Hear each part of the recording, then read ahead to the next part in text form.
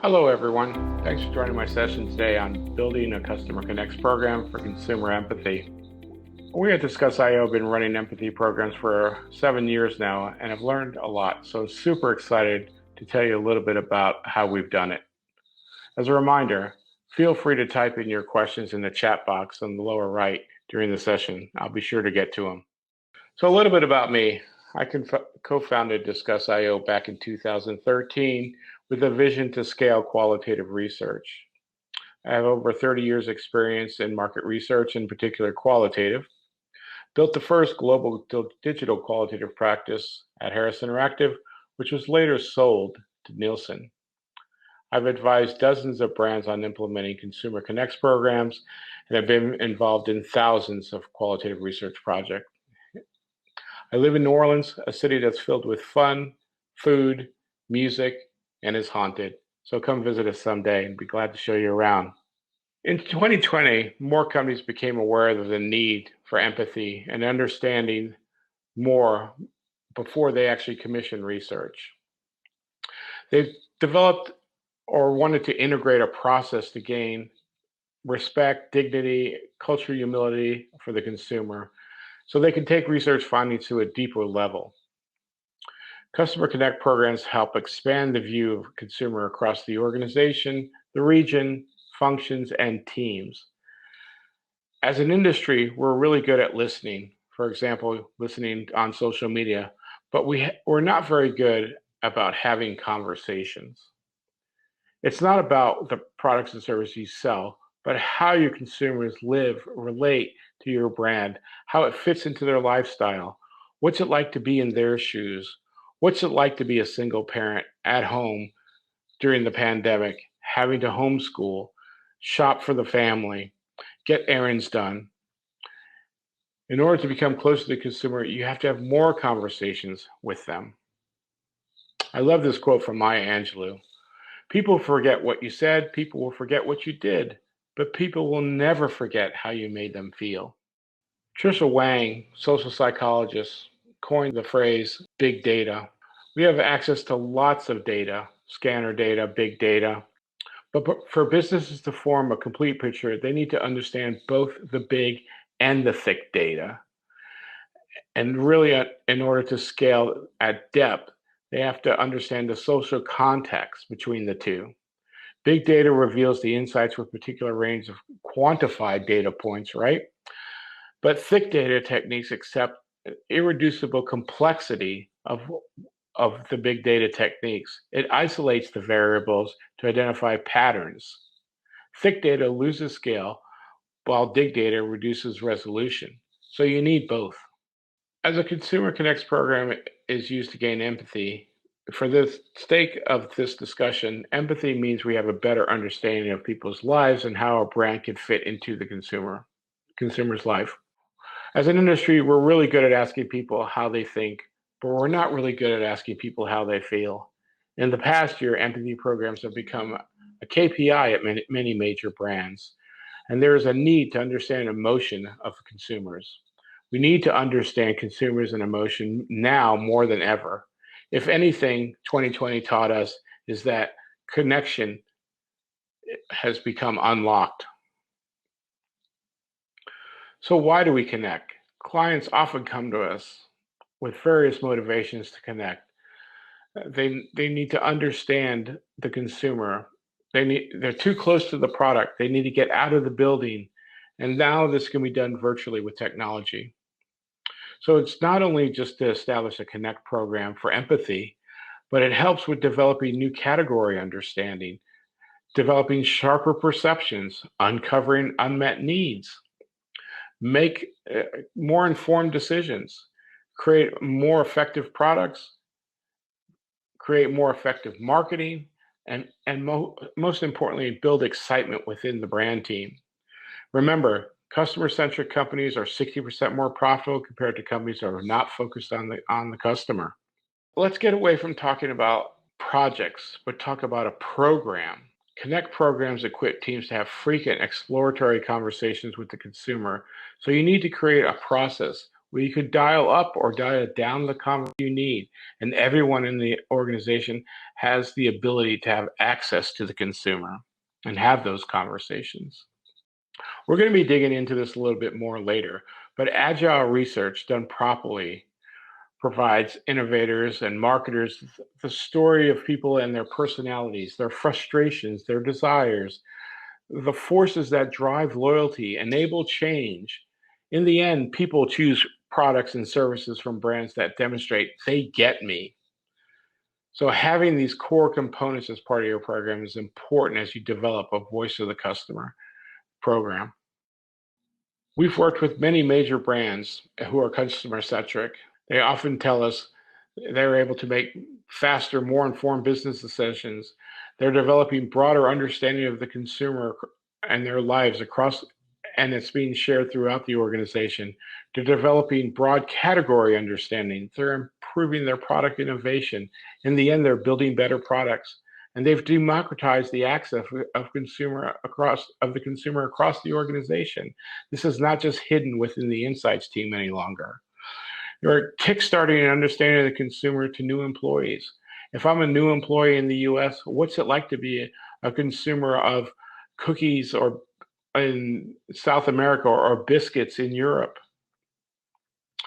This is also helps with pre-work and doing strategy workshops, and then pre and post campaign launches for a better understanding, and in the end, developing better marketing. Here's some examples here of, again, major brands that we've worked with and what they saw was important and examples of their programs. Unilever had a face-to-face connects program in place, but they needed to scale that. So they need to have conversation across the globe and do this effectively and cost efficient. GSK came to us and they wanted to democratize the access to the consumer across the organization. So by the insights team providing training and resources, we've enabled them to have these discussions on our platform. At RB, they put in place a well-executed training program. They went to the regions, they dedicated day-to-day training, and they did active learning, and they had a lot of hands-on. Some things to think about. Insight teams are usually positioned in an organization with the right skills to make a Connect program successful and drive that competitive advantage. The Insights team can become the guide or the Sherpa, if you will, to guide the organization how to best engage with the consumer in an objective way. They're equipped to synthesize the data, that is, connect the dots and derive insights. They can provide the independence by minimizing the bias and training others how to do that, maximizing the sound or the themes that come out. They're perfect for integrating the planning across functions, across the life cycles. They're great at collaborating. They can teach us how we can learn from each other and share across teams. And they're very good at experimentation and creating a culture of testing to drive performance. So to be a forward-looking organization, you have to anticipate and influence behavior. The Insights team can assist you in doing that. In the end, there's an affinity for action in the organization, and there becomes a sharing or educating and training of each other.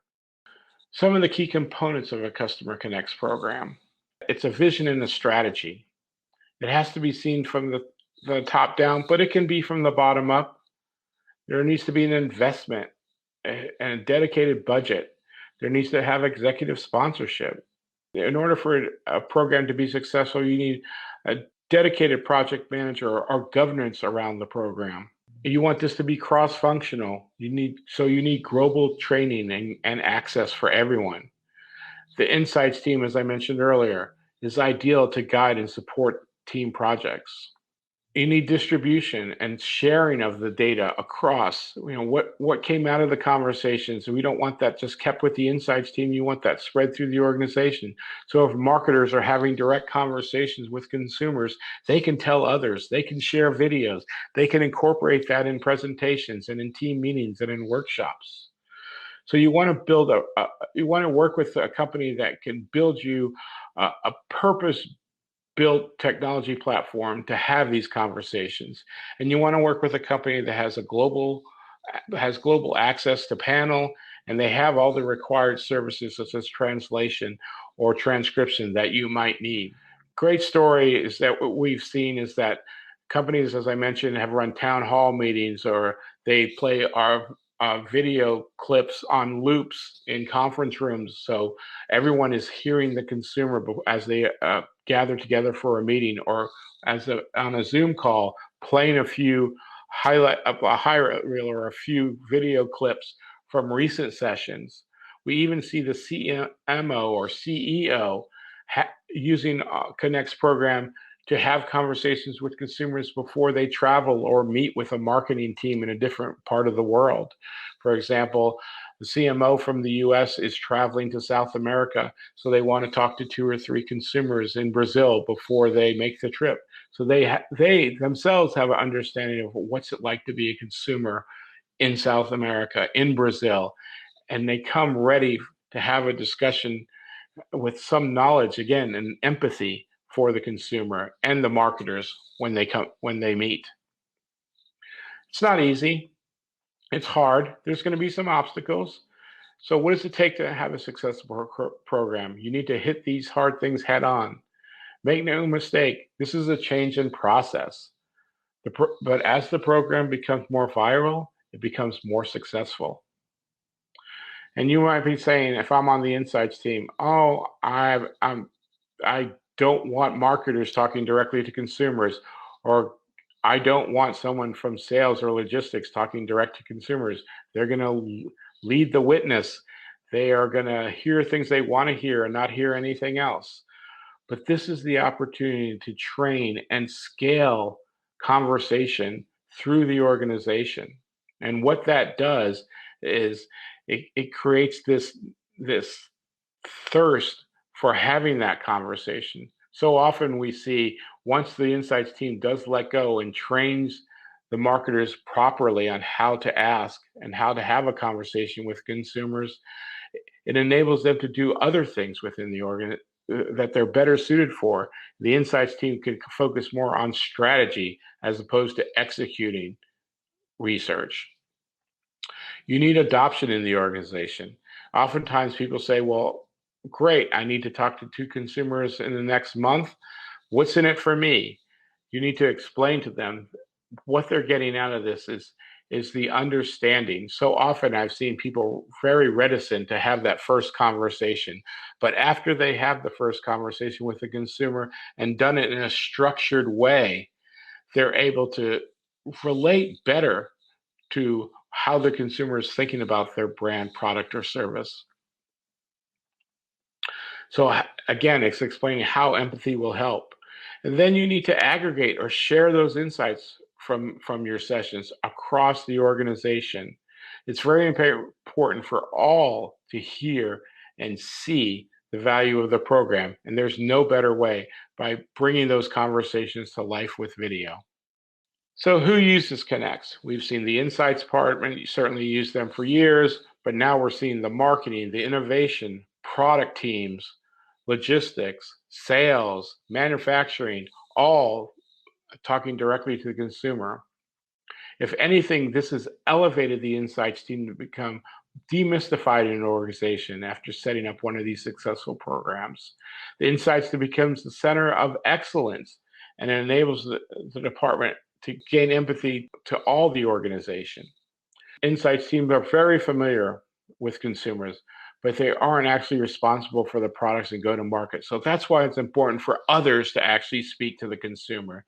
The challenge is to continuously update teams on the changing trends and consumer thoughts. It's very hard for an insights team to do that in a large organization.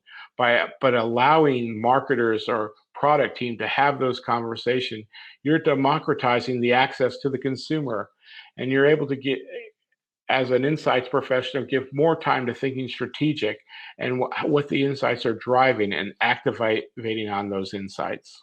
So some things you have to think about as you plan your pilot. Certainly, who do I want to connect with? I recommend doing or recruiting people who have category knowledge, not specific knowledge. Stay away from attitudes and behaviors, more around knowledge of familiarity with the category or the product. What teams are going to participate? As I mentioned in the last slide, do I want the marketers to participate only? Do I want to include product? Do I want to include the salespeople? What geographies? What markets am I strong in? What markets am I seeing change in sales? And perhaps I want to talk there. Or what are the emerging markets that we're looking to penetrate in the next 24, 36 months? Maybe I want to talk to those consumers. How often do I need to do this? Are we looking for very rapid change? Do I need iteration type or agile type conversations?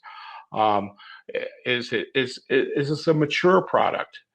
Maybe I don't need as many conversations, but I need some touch points. And lastly, what are my objectives? Those objectives can change, certainly. We see companies setting them up objectives on a monthly basis, a quarterly basis, or even a yearly basis. Allow for some flexibility there. So here's just an example of a program. This was a finance company. They were looking to scale and share the knowledge and understanding around first-time credit card holders and share that with stakeholders. So the recruit was first-time credit card holders. They wanted the marketing team to speak with them. They wanted to do this in the US. They were looking for roughly 30 marketers to run 4 sessions per month over 3 months, if you will, 3 waves with different objectives each wave, and then coming together and aggregating and synthesizing those results. So very quickly, these sessions add up. So they ran 360 sessions, which gives them a lot of data to work with. We're not talking 10, 12 interviews or 2 focus groups here. We're looking to, again, scale qualitative research and do that in a structured way.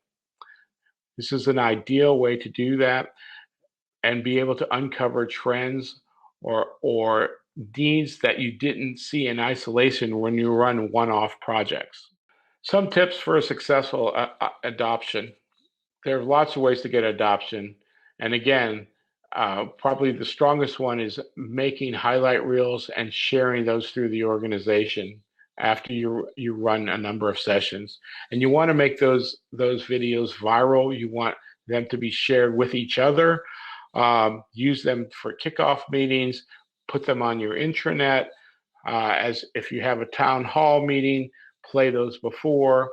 We've also seen people use lunch and learns, where they show some videos ahead of time, or they meet with people in the morning. In the afternoon, they review the videos and have conversations of the learnings. We've seen road shows where they're going out and doing this on a regional basis. Same thing. You could gamify the programs by providing some kind of training credits or awards for best interview or best insight found, by a team. We've also seen open houses where a mobile carrier, for example, opened up sessions for the finance team. And it was very enlightening for people in finance to actually hear what people thought about or understood on their monthly statement. Again, it brought a part of the organization that normally would not have a conversation with the consumer to be able to have that conversation and get some learnings themselves, as opposed to someone saying, here's a focus group report that says that people don't understand. The finance people were able to go deeper and ask those follow-up questions, again, guided by the insights team on how to do that as a best practice to get unbiased answers. So in order to measure success, you need KPIs. I love this quote here by a senior manager. When I hear my team quoting the consumer back to me, that's when I know my program, I know it's working, the program. So some of the KPIs that we see organization use is number of sessions executed, number of consumers interviewed, the total contact hours they've had these conversations, number of functional groups have participated, executive level presentations and insights requests, access to the volume of the central assets. That is people going in and watching the videos, how many times they watch the videos, are they sharing them, Are they incorporating them into reports? What insights have come out of this that actually have been implemented? Some key benefits that will come out of a program. If anything, number one, you'll create a more customer-centric organization. Again, those are the most successful ones. The market research team is able to spend more time on strategic thinking as they enable others to have these conversations. You get a scaled understanding of the consumer beyond the insights team. And we mentioned that earlier. You've changed the order of product development.